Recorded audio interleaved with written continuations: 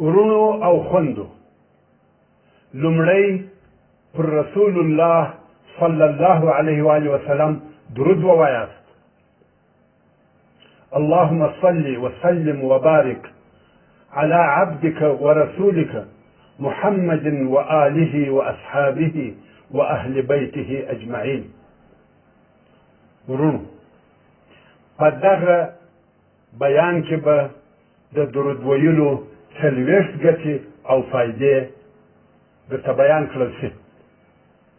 اول د الله جل جلاله د هغه امر پر ځای کول دي چې په سورة الاحزاب کې فرمایي ان الله وملائكته يصلون على النبي يا أيها الذين آمنوا صلوا عليه وسلموا تسليما. يعني بشك الله جل جلاله او د عز وجل ملائكه پر رسول الله صلى الله عليه وآله وسلم درود وایي. هغه کسانو چې ایمان راوړی دي پر رسول الله صلى الله عليه وآله وسلم درود وایاست او په سلام ویلو سره سلام پر وایاست. نو کله چې ته درود شریف ووایې د الله جل جلاله دغه امر د عملي او پر ځای کړي. دوهم ستا له طرفه درود ویل د الله جل جلاله سره په درود ویلو کې موافقت او برابري ده. که څه هم ستا د رب العزت جل جلاله په درود ویلو کې که څه هم ستا او د رب العزت جل جلاله په درود ویلو کې فرق شته. دریم د ملائکو سره په درود ویلو کې موافقت او برابري ده. څلورم په یو ځل درود ویلو سره د الله جل جلاله له طرفه لس ځله درود پر باندې ویل کیږي. پنځم په درود ویلو سره دې په الهي دربار کې لس درجې لوړیږي. شپږم په درود ویلو سره ستا په عملنامه کې لس نیکۍ درته لیکل کیږي.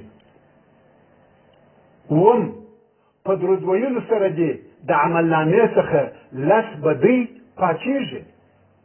اتم درود ویل د دعا د قبلېدلو سبب ګرځي. نو همیشه د دعا په شروع او د دعا په آخر کې درود شریف وایاست.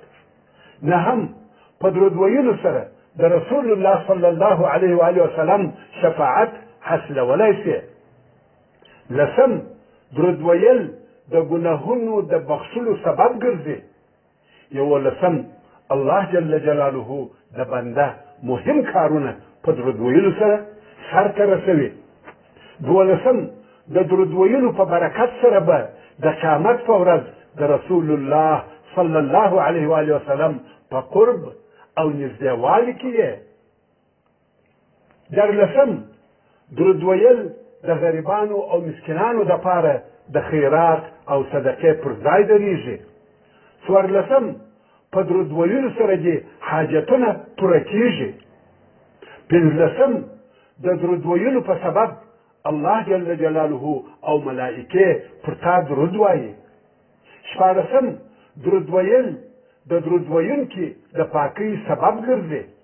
اوولسم د درود ویلو په سبب تر مرګ د مخه د جنت زیری تر باندې کیږي. اتلسم د درود ویلو په سبب د قیامت د سختې ورځې د بیرې خلاصېږي. نولسم کوم شی چې د هیر وي په درود ویلو سره درته یادېږي. شلم کوم څوک چې پر رسول الله صلی الله علیه و آله وسلم درود او سلام وایي رسول الله صلی الله علیه و آله وسلم یې د سلام ویلو جواب ورکوي. یویشتم په درود ویلو سره مجلسونه روښانه کیږي. د قیامت په ورځ به درود ویونکي پر هغو مجلسونو چې په دنیا کې یې کړي دي ارمانجن او پښیمانه نه وي. ځکه د دوی په مجلسونو کې درود ویل کیږي. دویشتم په درود ویلو سره فقر او غریبي له منځه ځي. درویشتم په درود ویلو سره انسان د بخل او کنجوسۍ د بد صفته خلاصیږي. څلېرویشتم په درود ویلو سره هغه سړاوي بې تاثیره کېږي چې تا ته یې څوک کوي.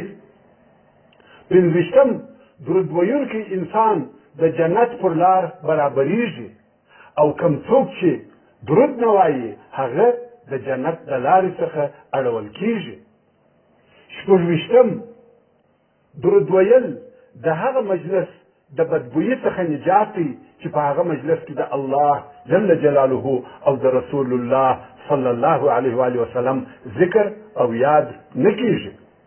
اوویشتم درود ویل د خطبو او نورو خبرو د ښایست او پوروالي سبب ګرځي. اتویشتم درود ویل د پل صراط د روښنایي د زیاتوالي سبب ګرځي. نویشتم په درود ویلو سره انسان د جفا د بد صفته خلاصیږي. دېرشم پر درود ویونکي په مځکه او اسمان کې ښه ویل کېږي. یو دېرشم درود ویل د درود ویونکي د ژوند او عمل د برکت سبب ګرځي. د دېرشم په درود ویلو سره د الله جل جلاله رحمتونه حاصلیږي. درود دېرشم په درود ویلو سره ستا محبت د رسول الله صلی الله علیه و آله وسلم سره تل پاتې کېږي. څلور دېرشم په درود ویلو سره د رسول الله صلی الله علیه و آله وسلم محبت ستا سره تل پاتې کېږي. پنځه دېرشم درود ویل د بنده د هدایت او د زړه د ژوندي کېدلو سبب ګرځي. شپږ دېرشم په درود ویلو سره ستا نوم او ستا د پلار نوم رسول الله صلی الله علیه و آله وسلم ته وړاندې کېږي. ملائکې خبر وروړي چې فلاني د فلاني زوی پر تا درود ووایه، نو ستا او ستا د پلار نوم د رسول الله صلی الله علیه و آله وسلم په حضور کې یادېږي. اووه دېرشم د درود ویلو په برکت سره پر پل صراط په اساني سره تېرېدلی سي. اته دېرشم په درود ویلو سره د رسول الله صلی الله علیه و آله وسلم ځینې حقونه هغه چې پر تا یې لري ادا کېږي. نه دېرشم په درود ویلو کې هم د الله جل جلاله ذکر شته، هم یې شکر شته.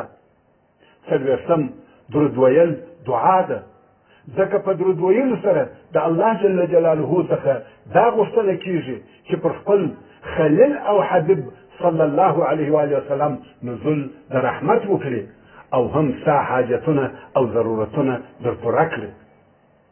ورونو، دغه ذکر شوي ټولې ګټې او فایدې د رسول الله صلی الله علیه و آله وسلم په احادیثو سره ثابتې دي، خو دلته هغه احادیث په دې سبب ذکر نه سوه چې بحث مو اوږد نه سي.